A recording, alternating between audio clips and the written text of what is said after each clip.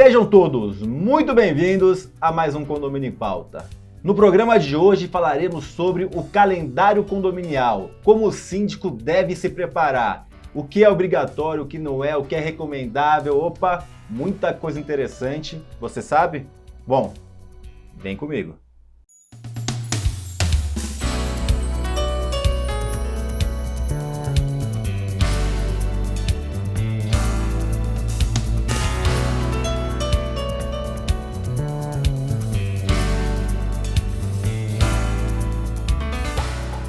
Nossos convidados de hoje são, aqui de São Paulo, síndico profissional, síndico certificado 5 estrelas, Antônio Carlos Bocô, novamente ao programa, já tem a chave aqui, já veio várias vezes, agora no estúdio novo você não tinha vindo, seja bem-vindo novamente. Obrigado pelo convite, estamos sempre à disposição de vocês.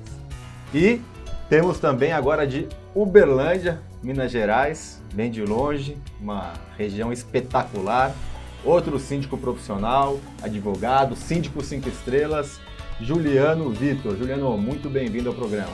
Obrigado, Ricardo, pela oportunidade de estar aqui. É um prazer imenso estar compartilhando com vocês nesse momento.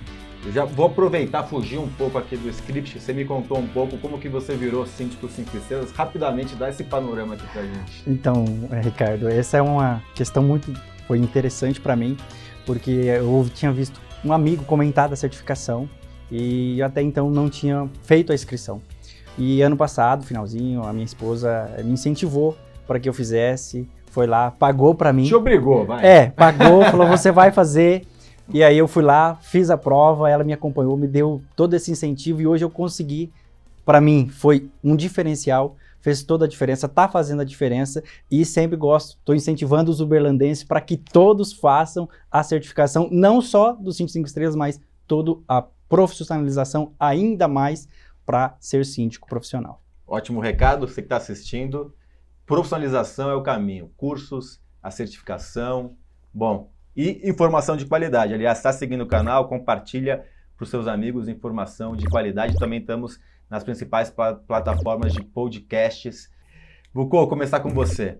Temos um calendário condominial que deve ser seguido. Queria que você começasse introduzindo o assunto.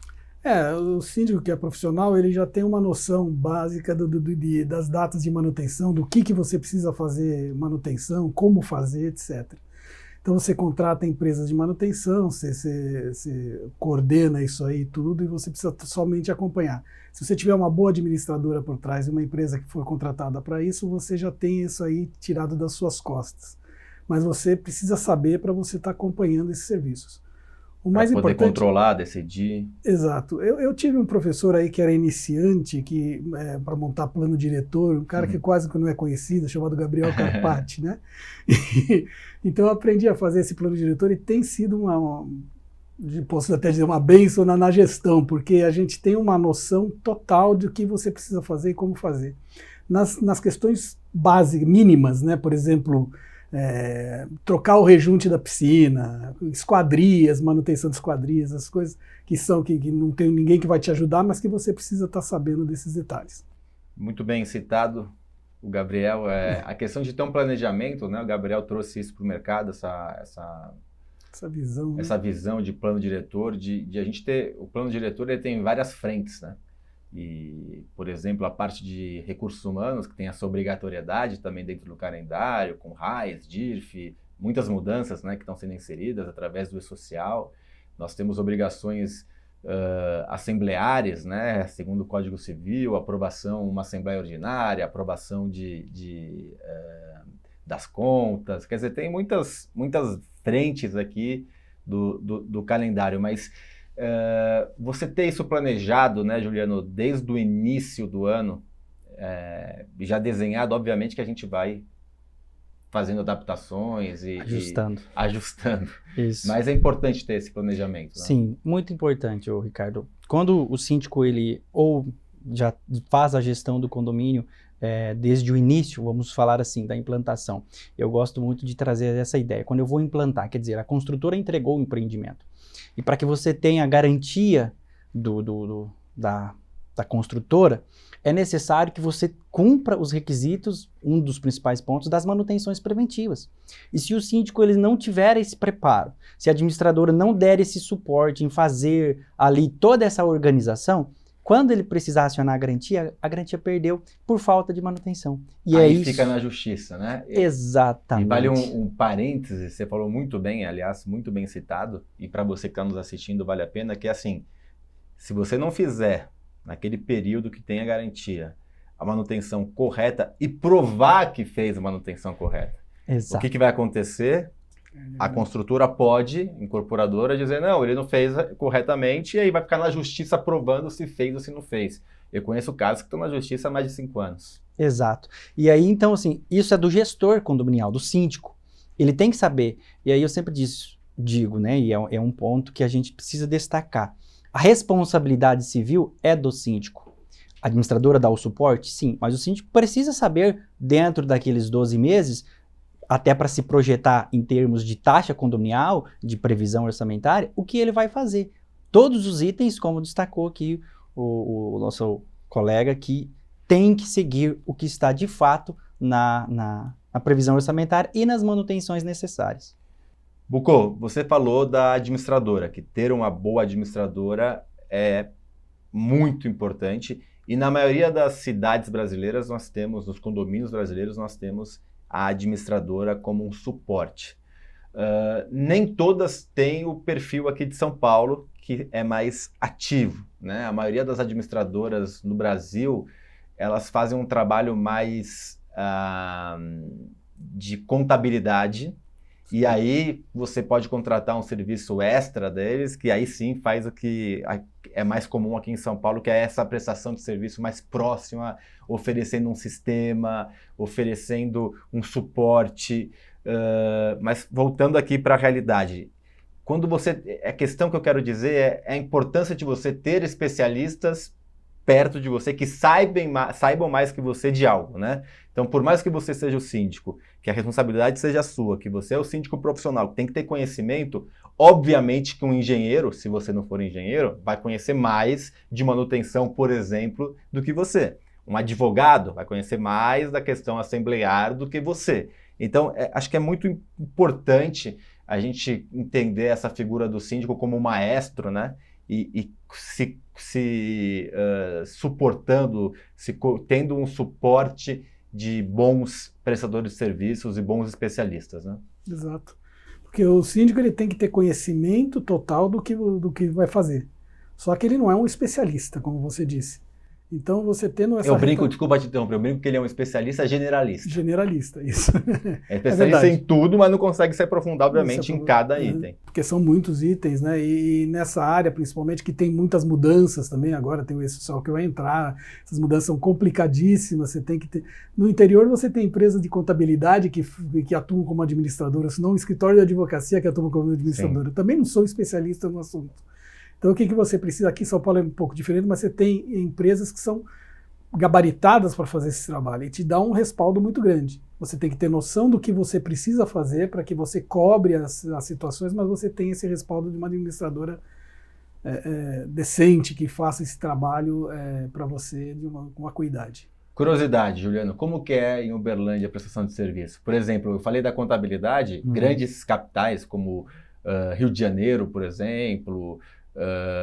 Porto Alegre, são capitais que a maioria dos condomínios eles têm uma prestação de serviço estilo contabilidade e não tanto suporte. Como que é em Uberlândia? Então, lá também é dessa forma.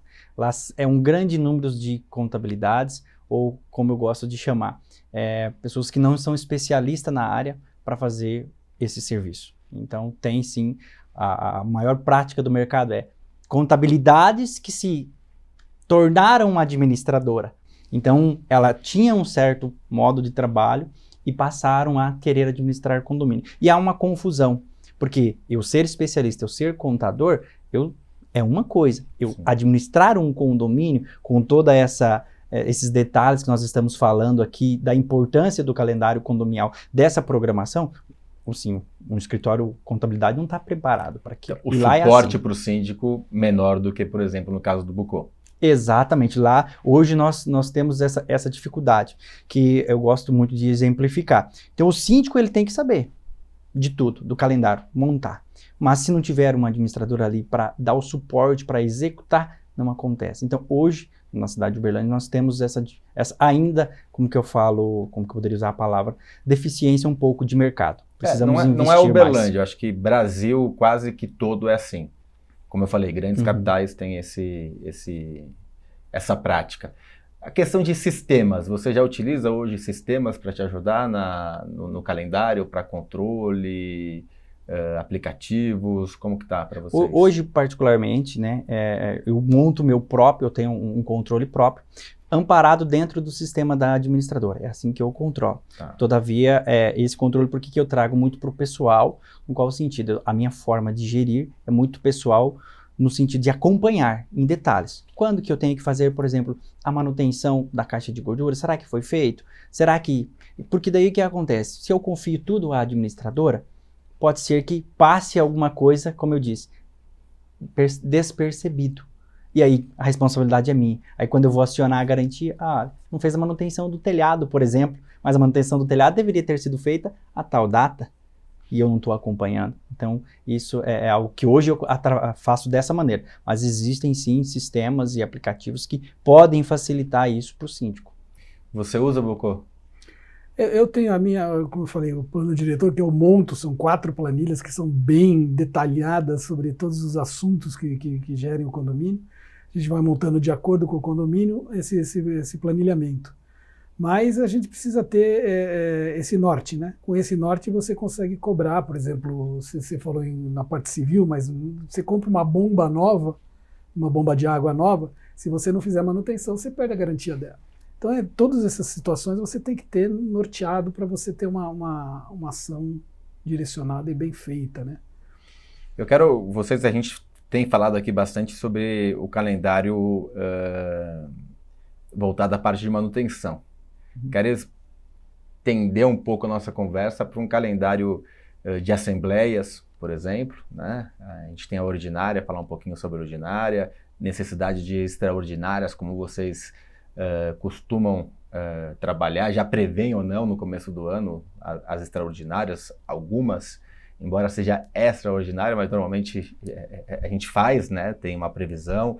A questão financeira, muita gente se atrapalha com, por exemplo, o 13º, todo ano tem 13º, com recursos humanos. Queria falar um pouquinho sobre fugir um pouco do contexto de manutenção.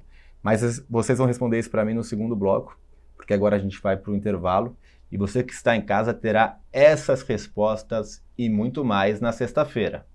Até lá!